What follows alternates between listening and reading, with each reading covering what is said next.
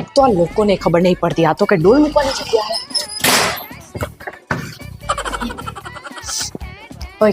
અહીંયા ના રમશો. એક તો હમણાં પોતું માર્યું નાઈ ગયા ગોબરું કરવા. તમારા માયાને કામ ધંધા નહીં હોતા, હવારમાં છોકરાને મોકલી દે. હાય બાપા, નકરો દેકારો. આમના મકાન માલિકને જ કેવું પડશે કે આ ભાણવતને કાઢો. આખો દિવસ ઢીંચુક ઢીંચુક જ વગાડતા હોય. આ પાણી ક્યાંથી પડે હે? એ સવિતાબેન, તમારે પાણીનું કુંડું બીજે મૂકવાનું. આજો અમારા બધા હુકવેલા કપડા ભીના થઈ ગયા. અય સવિતાબેન, તમને કેટલી વખત કીધું કે બપોર નહીં સીવાનું. એક તો માંડ મને ઊંઘ આવી હોય ત્યાં તમારું મશીન ચાલુ થઈ જાય. આમે તમને ખબર તો હે કે મારી ઊંઘ કાબર જેવી હે. સેજ અવાજ થાય ને તો ઉડી જાય.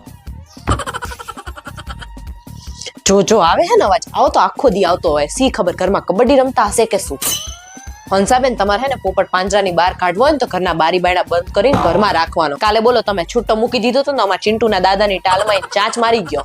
અને બેન, તમારા વંશુને કહી દેવાનું કે ખરા બપોરે લોબીમાં ન રમે. બપોરે તો કઈ રમવાનો ટાઈમ હે. પાછો આખા ફ્લેટના છોકરાઓને ભેગા કરીને રમશે. આ કઈ સાર્વજનિક લોબી નથી. સવિતાબેન, હું શું કહું, નીચે અમારી ગાડી મૂકવાની જગ્યા છે ને ત્યાંથી તમારી ગાડી લઈ લેજો, કેમ કે ત્યાં અમે મકાન માલિકનું પર્સનલ પાર્કિંગ છે. હા.